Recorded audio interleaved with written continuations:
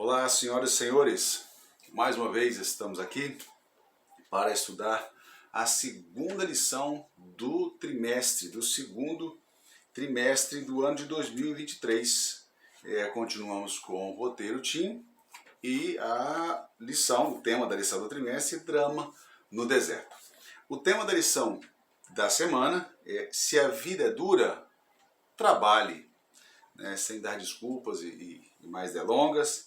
Trabalhe, essa é a ideia da Bíblia, não é? O texto principal está em Gênesis 41, versículos 39 e 40, e ele diz assim: então, o faraó disse a José: uma vez que Deus lhe revelou o significado dos sonhos, é evidente que não há ninguém tão inteligente ou sábio quanto você. Ficará encarregado da minha corte. Todo o meu povo obedecerá às suas ordens. Apenas eu, que ocupo o trono, terei posição superior à sua. Vamos orar para que a gente entenda melhor essa lição. E essa lição, aliás, a lição da vida de José é espetacular. Querido Deus e eterno Pai, nós queremos agradecer ao Senhor pelas bênçãos já derramadas sobre nossas vidas e também pedir ao Senhor que possamos enxergar as que serão derramadas ainda, porque certamente o Senhor as tem para nós. Pedimos que o Senhor nos dê sabedoria do alto, discernimento do Espírito Santo, iluminação do mesmo, para que possamos compreender aquilo que está escrito aqui e colocar, é claro, mais uma vez, em prática em nossas vidas. Principalmente a história de José, que pode parecer-se tanto com muitas e muitas histórias, né, na nossa vida contemporânea, no nosso dia a dia, na atualidade. Fica conosco, Deus, dá-nos a tua paz, perdão pelos nossos pecados, em nome de Cristo oramos agradecidos. Amém. Amém.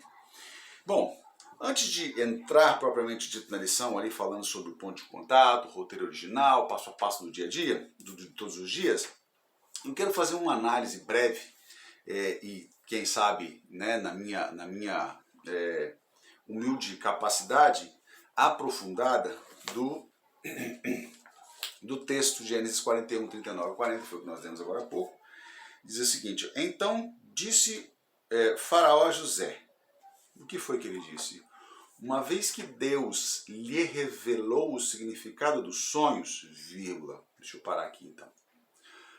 O que Faraó acaba de reconhecer, mesmo não sendo adorador do Deus vivo, é que José era adorador do Deus vivo. Porque ele disse: uma vez que Deus, e a Bíblia traz em letra maiúscula, ele estava se referindo ao Deus eterno, ao Deus de José, lhe revelou o significado dos sonhos, ou seja, o grande responsável pelo significado ou pela sua sabedoria, ou por sua sabedoria, José, eu sei que é Deus e que não vem de você, porque José já tinha dado mostras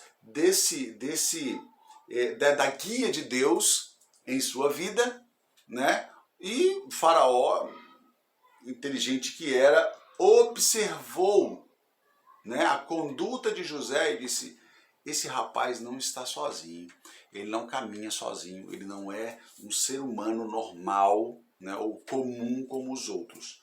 Ele é alguém que anda com Deus, um outro, né, um ser superior.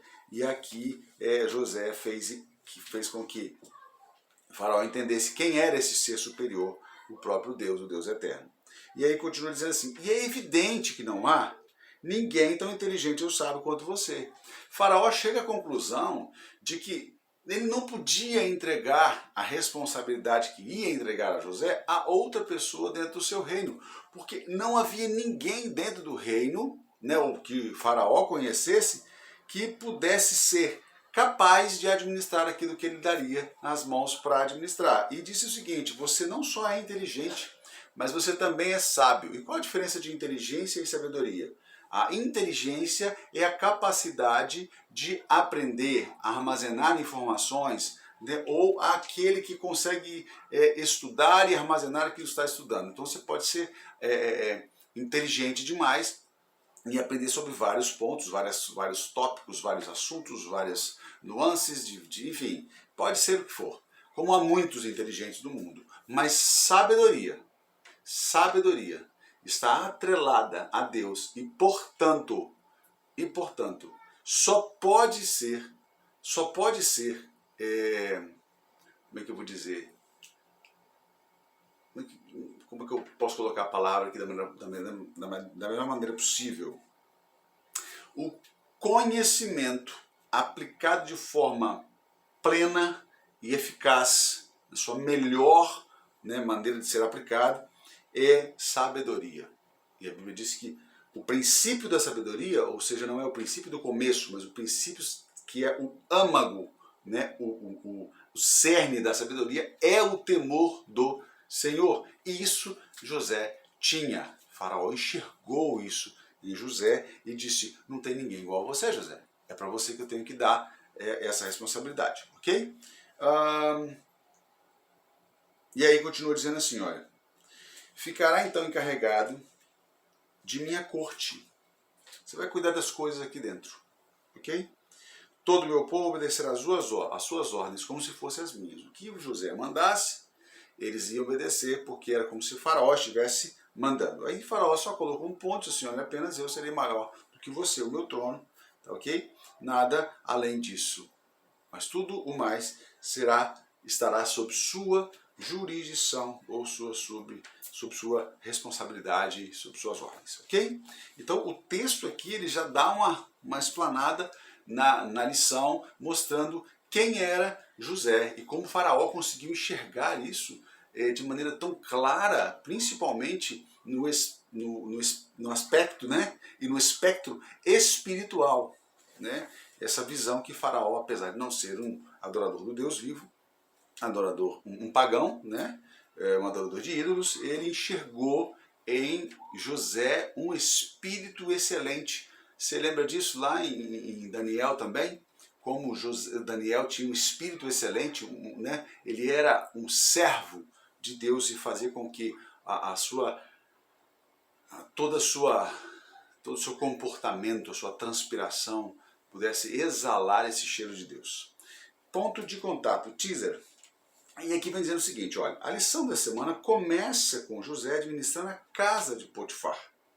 Parece que as coisas estavam indo bem para ele até que, aí sempre tem um até que, né? 3 pontinhos, depois do incidente com a esposa de Potifar, vemos José assumir outra função, mesmo na prisão. Ele se tornou um mensageiro de Deus ao interpretar os sonhos das pessoas à sua volta. Importante lembrar que José nunca interpretava ou interpretou um sonho. Em vez disso, ele trazia aos que sonhavam a interpretação divina. Então José tinha plena consciência disso e nunca deixou que isso subisse à sua cabeça. Não era ele quem interpretava, não era ele responsável, mas era Deus. E José era então um conduto das bênçãos de Deus para que as pessoas pudessem ser abençoadas, ou seja, alcançadas por Deus, por esse Deus Altíssimo. Uma coisa interessante aqui é que no momento em que, a gente vai falar isso agora aqui, no momento em que José ele é vendido pelos irmãos, ele é lançado no poço ali e tal, na cisterna vazia, né, seca, algumas coisas me chamam a atenção, e aí eu posso conjecturar aqui, não vai haver problema nenhum em relação a isso. O José vestia uma túnica. É muito provável que essa túnica era a única vestimenta de José, então ele foi lançado nesse poço sem a túnica, nu. Ele não foi colocado no poço, ele foi lançado.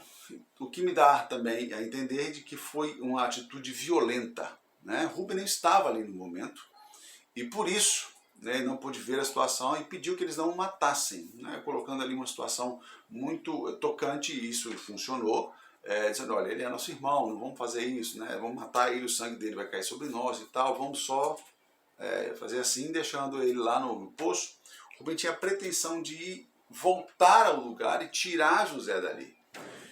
Quando ele é lançado, naturalmente, ele vai se machucar, vai se ferir, enfim.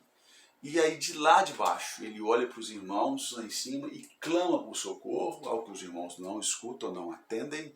Na verdade, eles não estavam nem aí para José, porque eles queriam que José parasse com essa história de ficar sonhando que eles iam servir. Eles não toleravam essa ideia.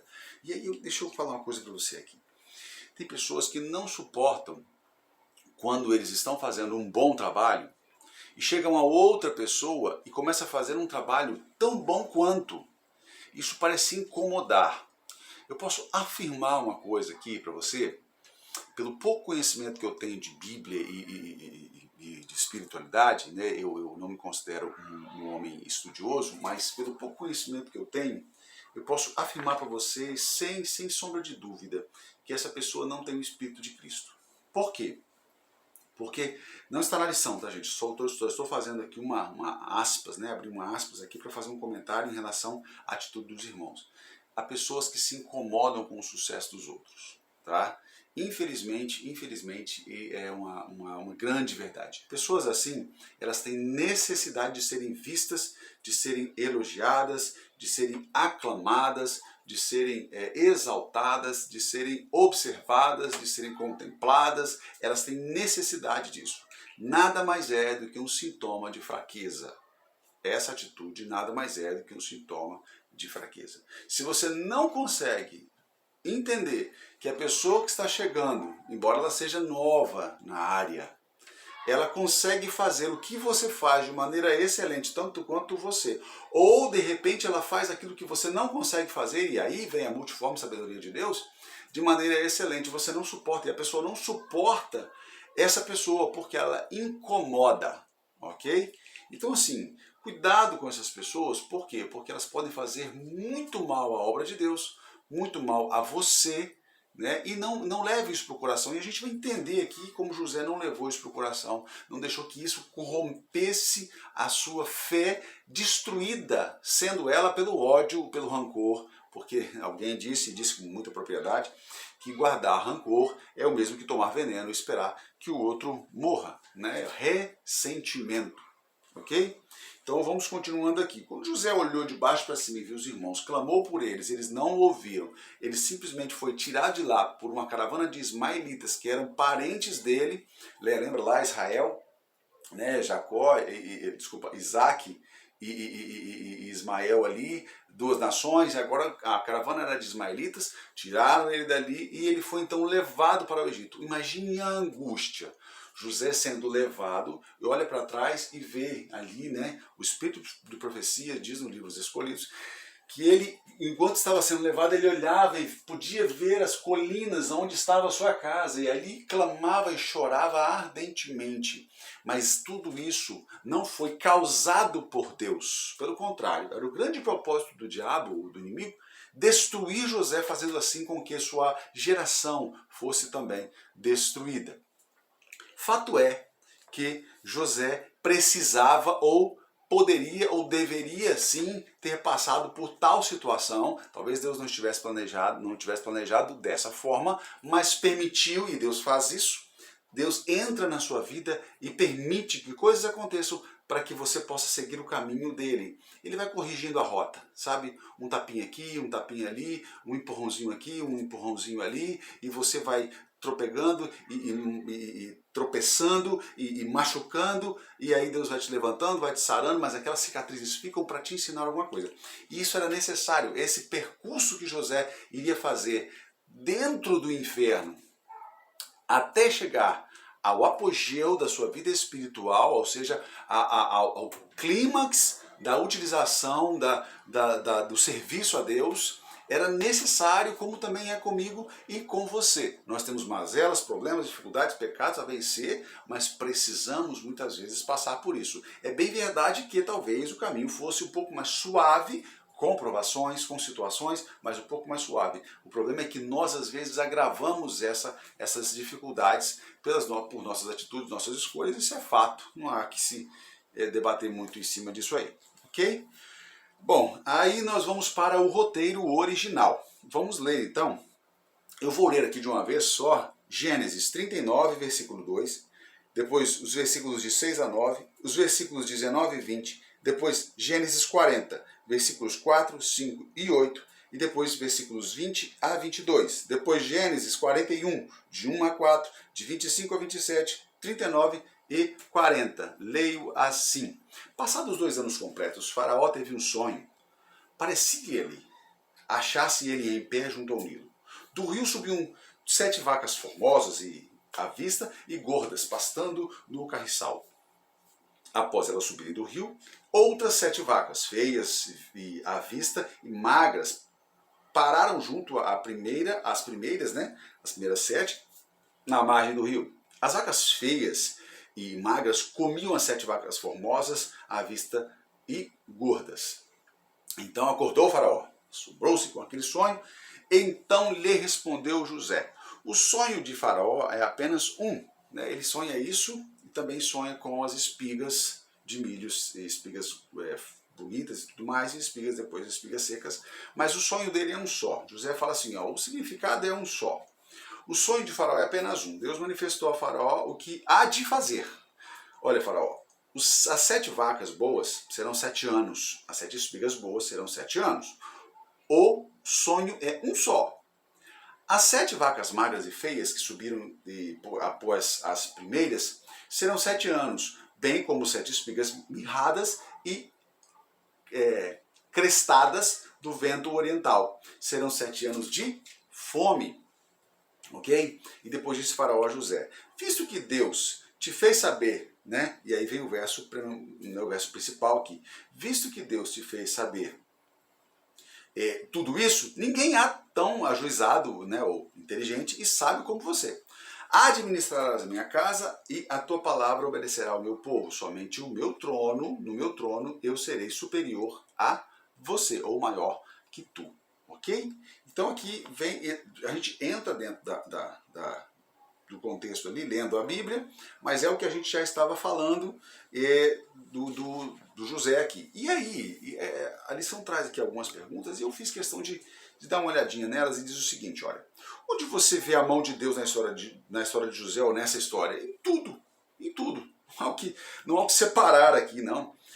A mão de Deus aparece em toda a história, em todo esse contexto aí, desde o sonho, a prisão, enfim, tudo. Né? Depois a outra pergunta é a seguinte, ó, qual a diferença entre interpretação dos sonhos e relatar a interpretação de Deus?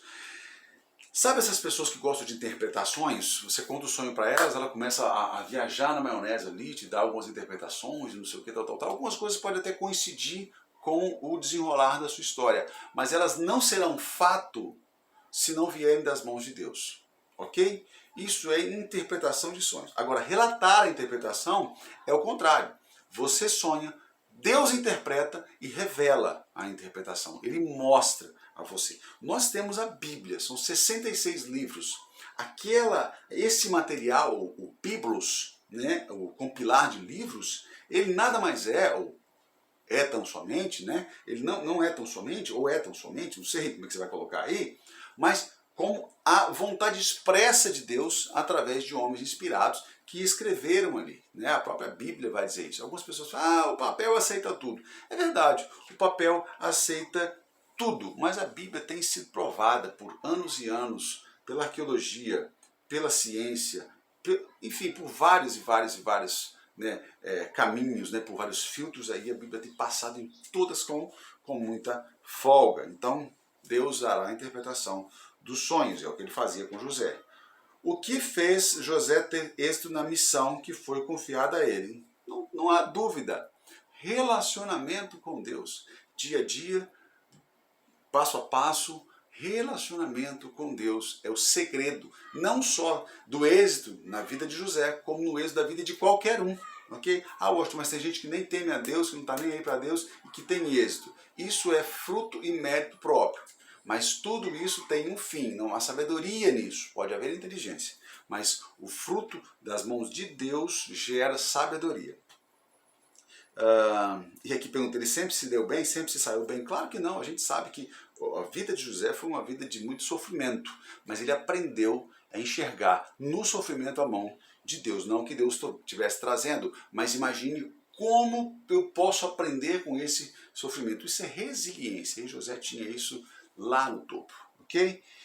Como Deus responde à oração de Jacó pela segurança do seu povo anos após o seu pedido. Jacó pediu por isso.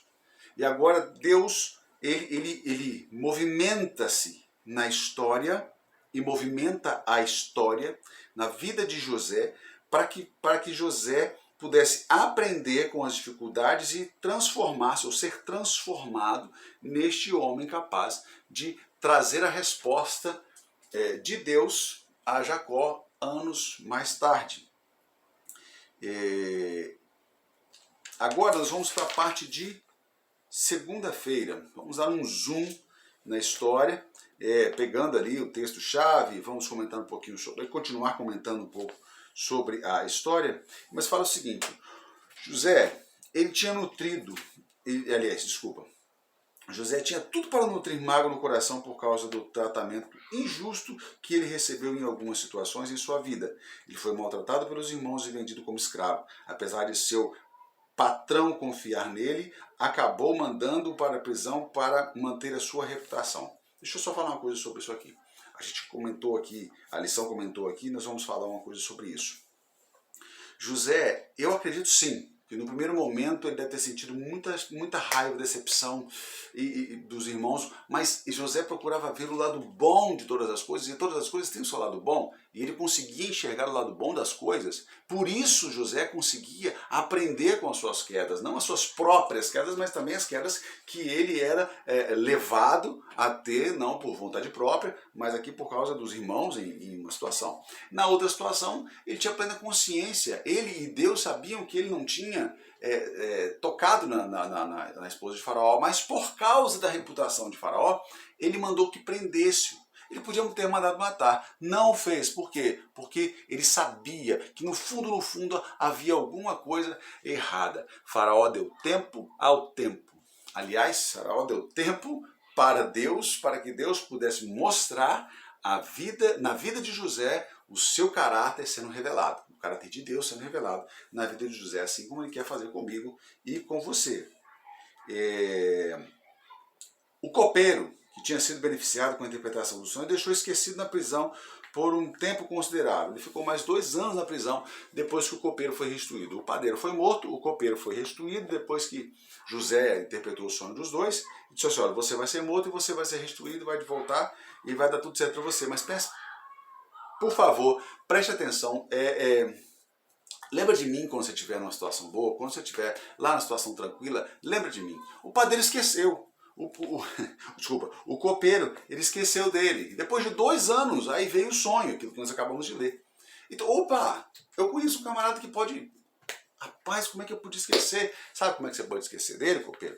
Porque Deus permitiu que você esquecesse. Para que José fosse forjado, ele precisava ter algumas experiências e Deus permitiu que José tivesse essas experiências lá na prisão, para que quando ele saísse de lá, pudesse cumprir melhor a vontade de Deus, fazendo com que Deus pudesse usá-lo como ferramenta eficaz, assim como quer fazer comigo e com você. Né? E por causa da posição que passou a exercer, ele poderia ter gasto suas energias tentando se vindicar o passado, mas José não se considerava o centro de sua vida.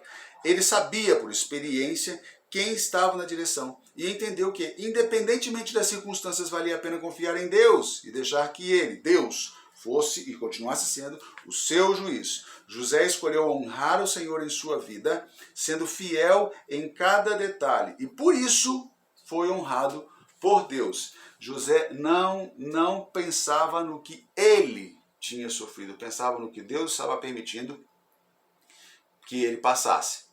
Deixa eu ler uma coisa aqui legal para você. Não, deixa eu ler isso no final. Vou ler isso no final, porque daí a gente fecha, vai ficar melhor assim. Então, vamos lá então? Continuando aqui, e aí tem alguns posts, né? E eu sempre leio alguns posts, e eu tenho aqui separado, um deles aqui, são 2, né? Então eu tenho aqui um separado e vou ler para vocês. Ó. Aqui Potifar apreciava tanto José que passou a considerá-lo como um filho. Na casa do capitão da guarda, José entrou em contato com homens de posição e elevado nível intelectual.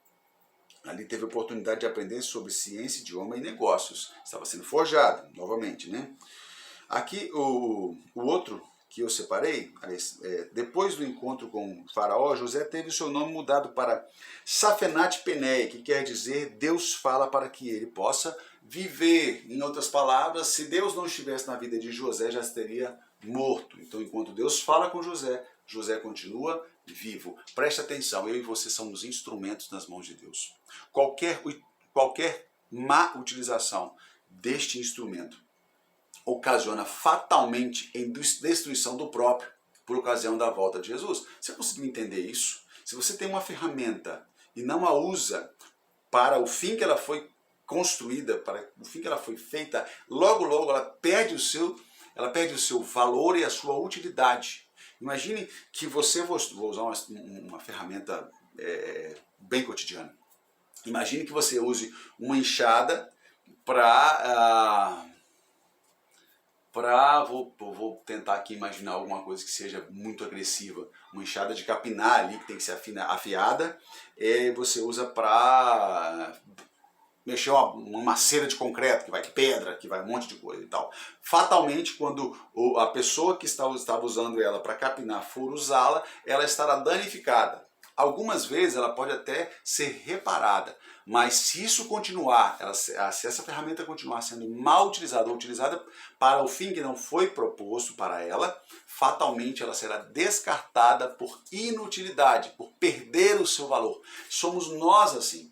Deus quer nos usar, mas fato é que eu preciso me colocar à disposição de Deus, me qualificando, me preparando para ser utilizado por Deus. Se eu não fizer assim, se eu desconsiderar essa utilização e se eu negligenciar essa preparação, Deus não tem como me usar, não porque Ele não queira, mas é porque eu não me coloquei à disposição dele nesse sentido, ok? Vamos então continuar aqui. Extras. Aqui eu separei alguns textos, né? Aliás, a lição separou 3 textos aqui. Provérbios 14, 23, 1 Coríntios 15, 58 e Filipenses 4, 12 a 13. E ela pede aqui então para que você sublinhe aquilo que mais lhe agradou, mais chamou a sua atenção. E eu vou ler aqui Provérbios 14, 23. Diz assim: em todo trabalho há proveito, mas ficar só em palavras leva à pobreza. Trocando em miúdos aqui. Irmãozinho, se você não trabalhar, não vai comer. Pode até ser que durante algum tempo você ainda coma, mas vai chegar um momento que você vai estar na pior das piores situações e não vai ter o que fazer. Então o trabalho, em todo o trabalho, há algum proveito, ok? Seja o benefício físico, né, para o corpo, seja o benefício emocional para a mente, mental, psicológico, e também o benefício do recurso que você tem, né? E a Bíblia diz que o trabalhador é digno do seu salário. Agora o outro está em 1 Coríntios, no capítulo 15, versículo 58, e diz assim: portanto, meus amados irmãos, sejam firmes e constantes, sempre abundantes na obra do Senhor, sabendo que o vosso trabalho não é vão no Senhor. Isso é José. Isso é José. Portanto, meus amados, sejam firmes e constantes, sempre abundantes na obra do Senhor. Tudo que José botava a mão para fazer, fazia bem. Foi preso, logo logo ele estava cuidando dos presos. Daqui a pouco estava na casa de Potifar, daqui a pouco voltou. Enfim, José era alguém que de fato era abundante em fazer a obra do Senhor, sabendo que o trabalho dele não era vão para o Senhor. Na pior das hipóteses, se ele não alcançasse o que ele alcançou, se ele não fosse quem ele se tornou, certamente estaria preparando-se para o céu. E aí fica a dica para você e para mim. Filipenses 4, 12 e 13, os 2 versos que nós vamos ler agora. Paulo dizendo o seguinte: eu sei estar abatido. Paulo era outro homem com uma resiliência lá no topo também, uma capacidade de administrar os agravos e as dificuldades que vinham sobre ele, transformar, né, o limão em limonada, era espetacular. E aí Paulo diz assim: eu sei estar abatido e também sei ter abundância. Em toda a maneira e em todas as coisas estou instruído. A vida me instruiu, não só ele, né, ali com o estudo, mas a vida instruiu Paulo, tanto a ter fartura como a ter fome. Isso é a faculdade da vida, tanto a ter abundância como a padecer necessidade. Aí ele dá o segredo: posso todas as coisas naquele que me fortalece. Quem é que fortalecia Paulo? Cristo sempre foi e sempre será a nossa torre forte, né? Nosso Deus poderoso. Ok? A visão panorâmica é o texto, não são os textos do Espírito de Profecia, no livro Os Escolhidos, o capítulo 20, que fala justamente sobre José.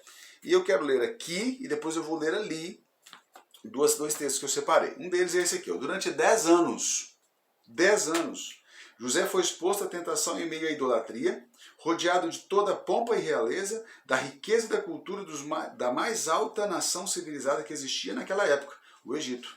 Mesmo assim, José manteve sua lealdade a Deus. Estava rodeado de cenas e sons indesejáveis, mas o foco, gente, isso aqui é espetacular. Era como se nada visse ou ouvisse. Foco é o que José tinha. Nada ao redor e ao derredor de José causava-lhe distração para que tirasse os olhos do autor e consumador da fé que é Cristo Jesus. Paulo fala isso olhando firmemente, fixamente para o autor e consumador da nossa fé. Mas ele não permitia que seus pensamentos se ocupassem em coisas proibidas. Fica aqui a dica para mim e para você. Mente vazia é a oficina do diabo. O texto aqui que eu trouxe aqui, olha, isso aqui eu achei pesado demais. Então grava isso na sua mente e deixa isso gravado na sua mente. Eu vou falar aqui com lentidão, talvez você possa anotar isso depois, mas não perca isso de vista, ok? Coloque isso como um ponto para você trabalhar na sua vida. Ela vai dizer assim, ó, da prisão, José foi elevado a governador de toda a terra do Egito. Uma posição altamente honrada, mas também cercada de perigos. Tem uma frasezinha que a gente anda dizendo aí que com grandes poderes há grandes responsabilidades. Na verdade, isso aqui é um clichê que criaram, mas biblicamente falando é mais ou menos isso. Uma alta posição, uma posição altamente honrada traz também perigos. Ninguém pode, presta atenção, ninguém pode ocupar uma elevada posição sem estar sujeito ao perigo. A tempestade que não atinge a humilde flor no vale arranca pela raiz a frondosa árvore no topo da montanha. Assim também, aqueles que mantiverem a sua integridade na vida, humilde que levavam, podem ser arrastados pelas tentações que aparecem com o êxito. Deixa eu voltar aqui. Assim também, aqueles que manifestaram sua integridade na vida humilde que levavam podem ser arrastados pelas tentações que aparecem com o êxito e as honras mundanas. Ou seja, se eles não estavam sendo incomodados lá na vida simples e humilde, estavam sendo forjados e preparados, quando eles alcançaram uma situação honrada, uma situação de liderança, né, uma situação de foco, de holofote e tal, eles podem ser arrancados pelas honras mundanas. Aí fica o cuidado para nós. O caráter de José resistiu da mesma forma tanto à prova da adversidade como da prosperidade. Preste atenção. Talvez você esteja reclamando assim, meu Deus, eu não alcanço, eu não consigo, eu faço, mas eu vejo o outro crescendo e eu não cresço. Tal. Senhor, tem misericórdia. Enquanto você estiver clamando ao Senhor, Ele estará te preparando no momento certo. Se você estiver preparado para receber as bênçãos que Ele tem para te dar, Ele te dará. Outro sim, não te dará. Agora, a não ser que você, volto a dizer, né, abandone a Deus e vá viver a sua própria sorte, e aí você estará sem Deus, pode alcançar a prosperidade, mas pode também ser alvejado pelo inimigo, e é o que ele deseja antes que você se converta e que mude o seu pensamento. José era um estrangeiro em terra pagã, separado de sua família, mas acreditava que a mão divina tinha dirigido completamente a sua vida. Com inabalável confiança em Deus, desempenhava fielmente os deveres do cargo e que ocupava. A atenção do rei e dos grandes homens do Egito foi dirigida ao verdadeiro Deus, e eles aprenderam a respeitar os princípios revelados na vida de José como adorador de Jeová.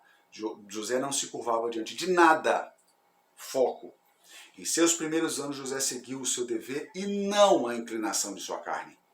A integridade, assim, e a simples confiança, a nobreza da natureza do jovem produziram frutos em seus atos quando se tornou homem. As circunstâncias variadas que encontramos dia a dia são destinadas a provar a nossa fidelidade, a nos purificar ou nos qualificar para maiores responsabilidades. Preste atenção. Ao se apegar aos princípios, a mente acostuma a atender às exigências do dever acima das do prazer. A mente assim disciplinada não oscila entre o certo e o errado, como uma cana balançada pelo vento. Pela fidelidade nas coisas pequenas, adquirem força para serem fiéis nas coisas maiores. Um caráter reto tem maior valor do que o ouro de Ofir. Sem ele, ninguém pode alcançar uma elevada posição. A formação de um caráter nobre representa o trabalho de uma vida inteira. Você não trabalhou nada ainda. Deus oferece as oportunidades. O êxito depende do uso que fazemos delas. Livros Escolhidos, capítulo 20. E aqui eu vou ler duas citações e nós vamos finalizar a lição. Almoço grátis só é encontrado em ratoeira, disse John Caputi. E o outro é de Liane Cordes, esforço contínuo. Não força ou inteligência. Fecha. É a chave para destrancar o nosso potencial. Deus abençoe você. Que essa lição, de fato, entre como lição de vida para a nossa vida e para a eternidade, em nome de Jesus. Amém.